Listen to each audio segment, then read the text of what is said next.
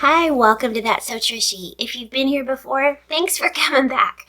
If it's your first time here, I hope you'll enjoy it. If you do at the end, don't forget to consider giving it a thumbs up.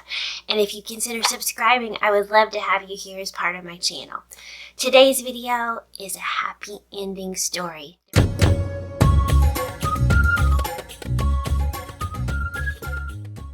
Don't we all love a happy ending? Well, it's actually my happy ending. And I probably shouldn't say ending because I think I have a lot of life left, but I've lived a lot of life first. I'm 51 years old. I make no secret about that on my channel. If you've seen some of my previous videos, I talk about some of the difficulties that I had as a young woman. A lot of my theme of my channel and my blog and my Instagram posts are about how you can find happiness after 40. Now, if you're young and you found happiness young, I'm so happy for you. I truly believe that everybody has a different journey, but for some of us, we tumble and stumble through our young lives, and those are the ones that I'm really concerned about, because a lot of times we make such messes of our life, or maybe we just find messes find us. Sometimes it feels like there's no way out, and you think, is this how my life is going to be the rest of my life? Well, I'm here to tell you today, it doesn't have to be. When I was younger, I really stumbled through relationships and trying to find love, and I found myself a single mother with 3 kids. When you're young and you're playing with your dolls and your Barbies and you're imagining a prince coming to save you on a white horse, you never think, oh no, that's not going to be the route I'm going to take. I'm going to be a single mom with 3 kids, and I'm going to work night shift in the emergency department for 12, 13 hours at a night, and I'm going to not get a lot of sleep, and when I do get to do things with my kids, I'm going to be completely exhausted, and I'm going to take them to events, and I'm going to be lonely, but I'm never going to tell anybody, and I'm going to cry myself to sleep most nights. And I'm going to try to mow 6 acres by myself with the push mower that plugs in. Yes, true story, guys. So you're kind of getting a little bit of the picture. Nobody plans that for themselves. I never wanted to get married and get divorced. I never wanted to have kids and they had to be shuffled back and forth between their dads. That was never in my plan. But that's where I found my life around 32 years old. I was just beginning a country music career on the side of my nursing, and there seemed to be a lot of promise to that. I had a lot of people in Nashville that I was talking to, and I really wanted to pursue that dream in Nashville of songwriting and singing, but there came a time in my life when I had these 3 kiddos. 2 were very young. My oldest was 7 years older than the 2 babies. They were 16 months apart. There came a part in my life where I had to make a really tough decision. I really wanted to move to Nashville when I was 30, 32 and single, and I wanted to get into the songwriters rounds and get to know a lot of people to help me with my songwriting and singing. But my gut told me that's not putting my babies first. So I don't want you to think I'm a martyr, because I totally am thrilled with the decision that I made. But I decided to put my singing on the shelf, put it on the back burner, and raise my babies. Now, some of you may think that's crazy, because some people's path, maybe you could have done both. But I just felt, for me, that wasn't probably ideally what God had planned for me and my children. So I gave up a dream. I guess I shouldn't say gave up. I put my dream on the back burner. So when I first became single again, I think it was somewhere between 30, 32 years old, I was hoping that I would find the man of my dreams pretty quickly. And I remember talking to somebody who had been in a similar situation to me, and I said, well, how long did it take you till you got remarried? And she said, 9 years. And I remember going, I remember specifically saying, well, I'm not waiting 9 years. Well, guess what? There was a long period of time where I was single, much longer than I ever anticipated. In those first few years, I very rarely dated. I remember Ashton, my youngest son, I would take them to a lot of events, and if it was like a ball game, a varsity ball game on Friday night, I would drop them off with their friends and I would just go home, and my son would say, "Mom, why don't you come? Why don't you stay?"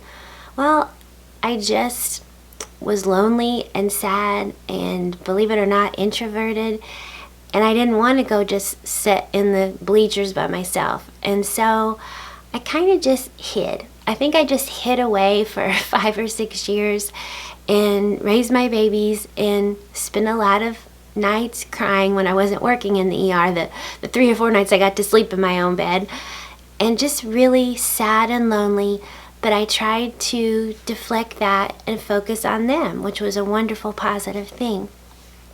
Fast forwarding, probably about the time I was getting close to 37, 38, I may be off on my numbers a little bit, but you guys will never know. I remember really starting to become depressed, and I had struggled with depression in my earlier life, so I was really concerned. I didn't want to go back down that depressive pathway. And I do remember talking to some of my friends about it in the ER, because those were most of my closest friends at the time, because I didn't socialize a lot. And they were like, "You need to get a hobby, you need to join a club, you need to do something to meet people." So I'm never one to just like do something minor. I thought, well, I know. So I booked a single cruise with a Christian single cruise group. And I thought, this will be perfect. I'll meet the man of my dreams. He'll be a Christian. It'll be wonderful. Now, I will tell you, anything that I did for myself, I had so much guilt because I thought I shouldn't be spending that money on myself. It was really hard for me to do that. But I just want to encourage you, if you're in a similar situation, never, make your baby sacrifice. But if there's opportunity to do things for yourself, that's super important. As long as it doesn't hurt them, that's just going to give you respite and going to give you time to refresh. And you need to not just be a mommy, which is to me the greatest job in the world, but you also need to take some time for yourself. So I did. I worked a lot of overtime shifts to pay for that because I didn't have a lot of money, even though I had a good salary. When you're supporting 3 kids by yourself, it's difficult. I did have some support, but I'll just leave it at not what I wish they would have had I stayed married. So I booked this single Christian cruise, and probably 3 months before the cruise was supposed to happen, I met a Christian guy. And I believe it was on MySpace. Do you guys remember MySpace? Remember Tom? Tom was like my top friend in my top 8. So I met this Christian guy and fell head over heels. And I just knew early on, this is the one God has brought me. He was a Christian. We held similar beliefs.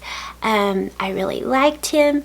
And so in my mind, in my heart, I just was settled.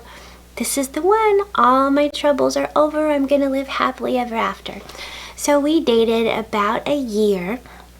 And there was little discussions here and there about marriage, but I really thought that a proposal would be coming. And about the 1-year mark, I remember my boyfriend and I got in our first, what I would say, real fight. And I remember praying, and at that time, I started saying a prayer about that time, which I've shared in other videos. And I would say, Lord, if this isn't the right relationship, close the door. Well, this was the first relationship that I prayed that I was totally sure it was the right relationship and he wouldn't close the door. Well, I believe, to the best of my recollection, 24 hours after that first fight, he broke up with me. And in hindsight now, it seems silly because my heart has been completely healed. I don't have any of those pain or feelings. I don't even really remember that strongly how it felt. I just know at that time in my life, it was one of the most heartbreaking things I had ever been to. And it was a culmination of several factors. I think it was because I thought after all this time and long wait, this was my destiny. This was the answer. So it couldn't be ending. I also remember at that same month, and again, it may seem silly, but that same month, my first son, graduated high school. So when you're a mom, that's pretty traumatic. You mamas know when your first baby is getting ready to leave, that's just one of the most difficult things for mamas, because we're letting go and we're not ready to let go. We've just spent the last 18 years raising this little baby and revolving our life around this baby, and now this baby is a nearly grown man and graduating high school. So maybe some people won't get it, but the mamas, I know that they will feel it. So it was very traumatic to me that, and I remember the month was May, that my son was graduating. My boyfriend, who I thought was going to be my husband, broke up with me. One of my very best friends moved back home to her city where she had grown up, 6 hours away. And then lastly, and I laugh because I feel like this sounds like a country song, my dog died. So my dog of 13 years, Cubby, died. So this all happened in the month of May in this particular year. And again, now it seems almost silly to me, but all of that at the same time, for somebody that had suffered with depression and self-esteem, all that at the same time was just honestly more than I could take. And I think I just mentally, emotionally, physically shut down. Pain, I think it was just the broken dreams, the glimpse I had seen of light at the end of the tunnel. Everything that I had messed up, I thought it's going to be fixed. So it was just a shattering of everything, all my hope. And I went through a period of about a year where I had a hard time functioning. I lost 42 pounds in 6 weeks. And I'm not proud of that. It's not the way to go. If you're looking for weight loss, it is not the way to go. I basically stopped eating. I didn't care about myself. I didn't want to live. I didn't want to talk to anybody when I would work my night shifts in the ER. If I got a break, which we don't usually get breaks in the ER, but if I got a break, I would do one of two things.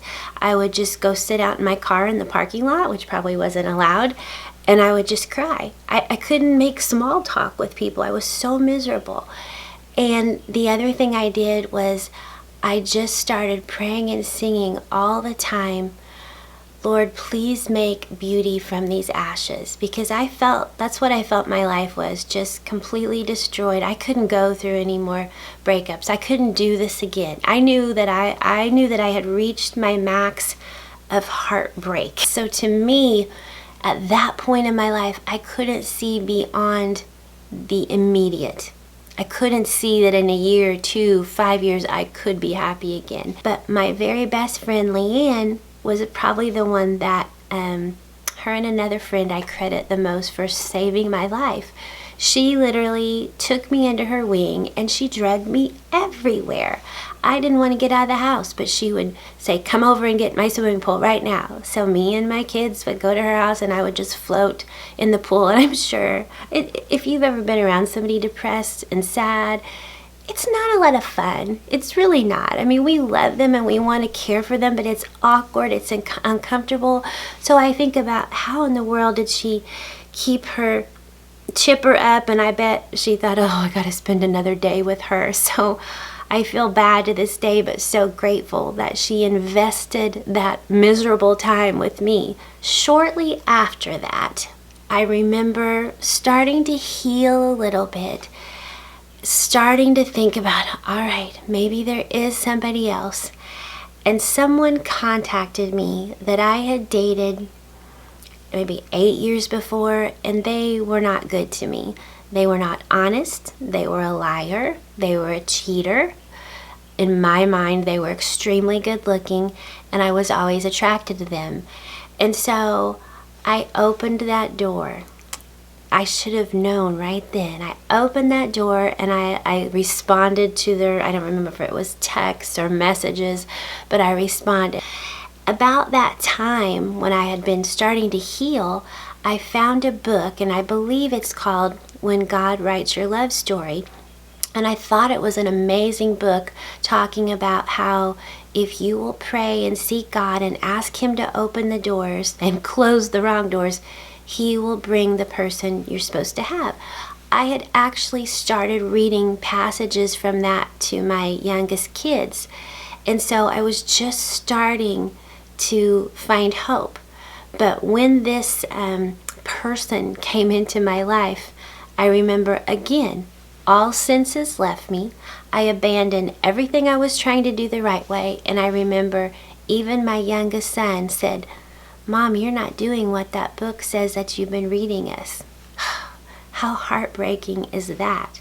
I remember my other best friend, she said, "What are you doing?"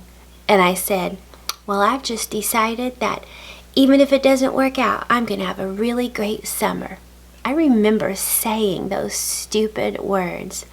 Talk about bite me in the butt. I'm going to fast forward and shorten that horrible relationship. I don't even think I should call it a relationship because it's not even worthy of talking about. But let me just tell you that he not only burned me again, he burned me times 7. Not only do I believe you reap what you sow, I sowed back 7 times misery for doing what I purposely knew I wasn't supposed to do. Let me just suffice it to say that I found out on Memorial Day weekend of that year, which was 2010, that he was cheating on me, not with one girl, but multiple girls. My heart was broken once again. Now I can tell you, it was nothing like before. I remember on May 28th, that Memorial Day weekend, crying out to God, asking Him for forgiveness for not following the instructions I was supposed to follow. I decided to give up social media for a while, which was a really good thing, and I decided to listen to Him. So I stopped dating. I stopped trying to make something happen. I told my kids that I had really messed up. I bought a cheap little purity ring at the local Bible bookstore, and on my wedding ring hand, I wore this cheap little metal band that said "True Love Waits." And then I remember my son bought me also a purity little necklace. And my little boy was like 11 at this time. And he bought me this little necklace, and I wore that. I wore both of those items almost not. And I said, "Lord, I'm going to wait till you bring the right person. I'm sorry." Maybe 6 months. Things were getting better, but I kind of thought, if He never brings me anybody, that's fine. I'm just going to be by myself. November of 2010, I was at church with my best friend Leanne. They were singing in the praise group, and we had just a horrible tragedy happen. She had a son with special needs, and that's how I met her. Actually, I was the manager of the home health agency that provided nurses for them years back. And we got a call that he had went into cardiac arrest. It was absolutely heartbreaking. He was 21 years old. We all ran to the hospital. And as I walked in the door, I remember there being a man in the hallway. And I thought, I think that's Leanne's brother, but I wasn't sure. I think I had seen him one time. He had brought his son to the ER, but I really didn't get to talk to him at great length. So we were all in the hallway and then back in the waiting room, and we were all hugging and crying, because one of the neat things about Leanne was not only was she my best friend, but I was also good friends with the whole family. They had drugged me to all their things. So I remember going to Joshua, her son's funeral, and I remember us all being brokenhearted, but I actually was seated just randomly right behind her brother and her best friend since childhood. So I remember sitting right behind them, and the whole service I'm just looking at the back of his hair, and I thought, well, he doesn't look that much with Leanne. I remember I didn't put a whole lot of thought into it, but I thought, he's kind of a nice older guy. I thought he's kind of a nice looking older guy, but not my type, because for some reason, I think I was 41 at that time. For some reason, I thought like 30-year-olds were my type. Yeah, look how well that turned out. We did this eye contact throughout the funeral reception, I guess you should say. A lot of times the churches will have food for you, so it's kind of ironic that this happened at a funeral. But I remember he came over and talked to me, and we just spoke, and I just remember something. It wasn't love at first sight. It wasn't something that knocked me down. I just remember feeling there's something different. Now let me back up and tell you, when I committed to staying pure and not dating anybody else until God told me, I also thought if he sends me somebody, he's going to send me a preacher. I'm a Christian singer. He's going to send me a preacher. That's what it'll be. So when I saw Leanne's brother, I knew that they had told me over the years that they prayed for him a lot. So in my mind, I thought, yeah, he's probably a real big sinner. I gotta make sure I avoid him. But when I saw him at the funeral reception, he just seemed so sweet and kind and genuine. You know how you can really tell if somebody's genuine. But I didn't give it too much credit. About 2 or 3 weeks later, it was nearing December, and my friends and I always had this couple Christmas party. It was like 3 or 4 couples and me. I was always the oddball out. And we were getting ready to have the Christmas party, and Leanne called me and she said, I hope you don't care, but I invited my brother tonight. He doesn't really have anywhere to go. And I remember thinking, oh, awkward. Oh, they're trying to fix me up with him. Awkward. But I thought, okay. And I actually remember kind of being excited, getting ready for the Christmas party and maybe taking a little extra time. So I went to the Christmas party, and I just really thought he was a neat person, and we joked and we talked, and I think we exchanged Facebook names so we could add each other on Facebook. So I remember going home smiling. But again, still, it wasn't love at first sight. There was just something different about this guy, this older guy. So a couple weeks later, we chatted on Facebook, and he asked me out. I said yes. You guys may think this is odd, but I actually remember dreading it. And let me explain why. I thought, he's not my type. He's 8 years older than me. He's too old for me. I like 30-year-old men who are 6'3", 6'4", dark hair. He's 8 years older than me. He's 49. He's got silver hair. Granted, it was very attractive, like the dark and silver. And the biggest thing in my mind was, if this doesn't go down well, whether first date or 3 dates or a year, I'm going to lose Leanne. If I go out with her brother and this goes down bad, I'm going to lose my best friends and her mom, who I was friends with.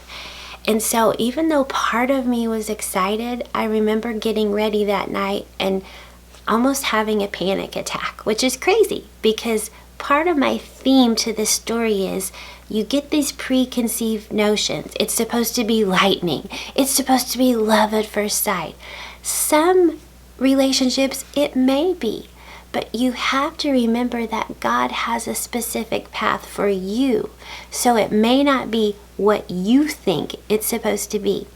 So, being the smart woman that I am, I remember thinking, well, I'm going to make sure that he doesn't really like me so this doesn't go very far. So I looked in my closet and I picked the ugliest sweater that I owned because I thought, that's so ugly. I want to make sure I wear nothing super attractive. So he picked me up and I got in his truck. He had a brand new nice truck, and I remember thinking, well, that's nice. I didn't know really a lot about him or what he did or what his salary was like because I never cared about that, to be honest. But I remember thinking, oh, that's a nice truck. And as I got in, he goes, oh, excuse me, let me get this out of your way. And he slid this photo book out of the seat. And I said, what's that? And he goes, that's my grandbaby's photo book. And I remember thinking, oh, grandbaby? I seriously thought, you're a grandpa?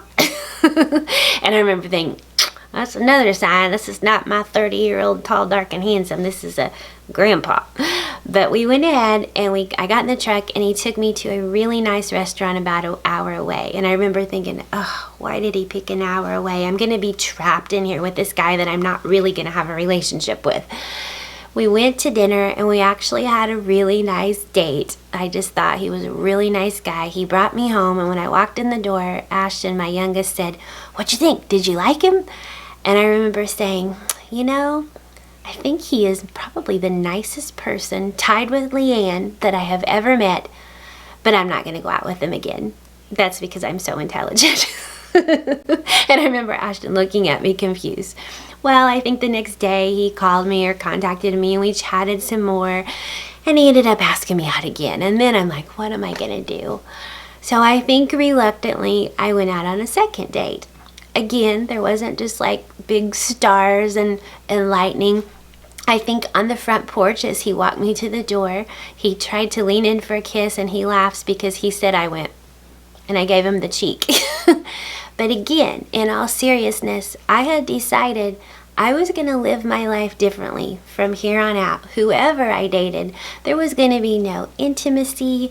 I was not going to give myself to anyone unless God brought the right person and I got married. And I wasn't really just looking to get married again. I was actually thinking I was going to be single and move to Florida and work as a nurse in Florida with a condo and spend my days off by myself on the beach when my kids grew up. We went on a third date. We went on a fourth date. We went on a fifth date. And all of a sudden one day I just thought, there was no strike of lightning, love at first sight. But I thought, I can't imagine life without him. He was such a comfort. When I was with him, I just felt comfortable. I didn't feel very nervous like I normally did. It was peaceful. And I always say, if you have suffered from depression and tragedy and pain and suicidal thoughts, you know what it feels like to not have peace, to have turmoil. And I just remember feeling peace. It was like a breath of fresh air that I had never felt before. So we dated from December until March, not very long. And I remember I went on a mission trip. And I remember my friend texting me, telling me, I think he's going to end up asking you to marry him. And I was like, oh my gosh, I don't think that'll happen for a while, but I don't know if I'm ready for that. I'll just pray about it.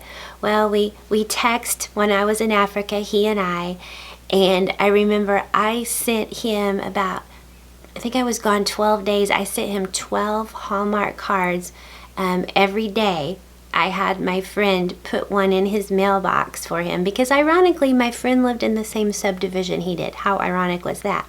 When I got to Africa, I opened an envelope that he gave to me, and it had 12 greeting cards, 12 Hallmark cards. He had done the same thing for me and put them all in an envelope. So we text the whole time I was in Africa. And I knew then in my heart that this was going to be the one. This shorter grandpa that was nothing that I expected. He was not the preacher. He loved God, but he was not this super uber spiritual man that I thought I was going to get. But he had not pressured me for things that other guys had. He had not asked me to buy things that other guys had.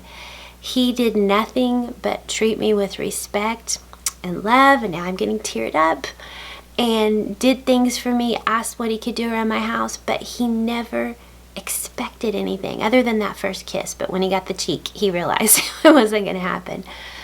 So when I got home from Africa, we got back to the church parking lot in the church van, and when I got off the bus, I was the first one off the short bus, and all these cars were lined up, and they turned on the headlights, and I remember feeling like the Gestapo was looking at me. All these headlights were on me, and my kids were there, his kids were there, my best friend Leanne was there, her mom that I was friends with, and my other friends, and they all had signs that said, "Welcome home, Trish." Each had like their own poster board with glitter on it, and I was just exhausted from travel, but I was like going, what is going on?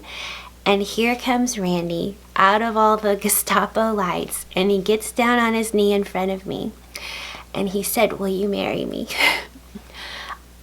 We joke about it to this day because I always say, "Thanks for asking me to marry you," and he always says, twice because I was standing there dazed, tired, confused, not expecting this so soon, and I couldn't even see the ring that he had in the dark. I didn't care. But after I got my wits about me, after the second "will you marry me?"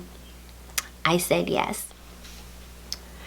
He had brought my kids, my family. He had taken my kids out and asked permission. He had talked to his kids. And me now at 42 years old, he had went to my parents' house in another town. I mean, I had lived with my parents since I was 17. But he'd went to my parents' house and asked for permission to marry me. So I think you're kind of getting the gist of this is the nicest man I've ever met in my life. So I came home, and I remember after we said our goodbyes, I'm unpacking my stuff, and I actually glanced down in the bright kitchen light at my ring, which I don't want to show you too close today because it's nail day and I didn't do my nails. So we decided we wanted to get married right away, which I know is crazy, and I'm not saying that's always the best path. I always say you need to pray and seek God for your path. There have been wonderfully successful marriages after short dating, and there have been many very unsuccessful dating situations. He said, I didn't have to date you a long time. I already knew you. My family knew you. That was all I needed to know. I trusted my family. I was a little still nervous, but we got engaged the second week of March, and we scheduled our wedding for the first week in July. And so we set the date for, I think it was July 2nd or July 5th. I had invitations printed, and somewhere in April, I said, my son plays travel ball, so I don't know if you want to go or not, but I'm going to be gone a lot this summer, even before we get married, to these travel games. And he said, well, I'm going to go with you. And I said, well, that's okay. I would love that. But if we're not married, we're going to have to pay for 2 hotel rooms every time. It's going to get costly. And he got kind of quiet. He goes, yeah, okay. And then he said, or we could get married sooner. And I was like, sooner? We're supposed to get married in two and a half months. Everything's already booked. The wedding venue, the caterer, the musicians, the flowers, everything is already booked and ordered. The invitation's already printed. And he said, could you change it? And I remember saying, well, I guess I could if things were available. But I said, and he goes, why don't we get married on Memorial Day weekend? So we looked at the calendar, and the best date for 2011 Memorial Day weekend was May 28th. So do you remember what happened to me 1 year exactly, May 28th, 2010? That was the day that I found out that I was cheated on once again, and I had given up on dating, and I had committed to God that I was going to let him do the right thing. And all of a sudden, I knew we're supposed to get married on May 28th. People are going to think we've lost our mind. I said, let me start calling around. Every single person I called, and again, we were like 6 weeks out of May 28th, every person was able to change our booking from July to May 28th. I wrote a poem on our wedding invitations, and we punch-holed it and tied a ribbon to the front of the wedding invitation. And it said something to the effect of, we couldn't wait, we changed the date, something. And we changed the date, and I mailed the invitations out, and our wedding was planned. Now, I do want to tell you, this is a happy ending story, and I'm so grateful because God did make beauty out of ashes. But there's always going to be in this life negativity. Everything isn't always going to be a perfect path. So I remember the beauty of this whole situation, this whole wedding, and I was so happy that I finally learned at 42 to do it the right way. And I remember someone close to my family making a public social media comment insinuating that we had to get married, and we were only rushing our wedding date because of sexual situations. And it was just really heartbreaking, because I remember thinking, you're twisting something so beautiful, and in your mind you've made up this horrible, nasty thought about something so good and so pure. So that was hard, and I had to pray about that and forgive that person. So just let me tell you, nothing's going to be perfect in this earth. Nothing's going to be wonderful every day of the year.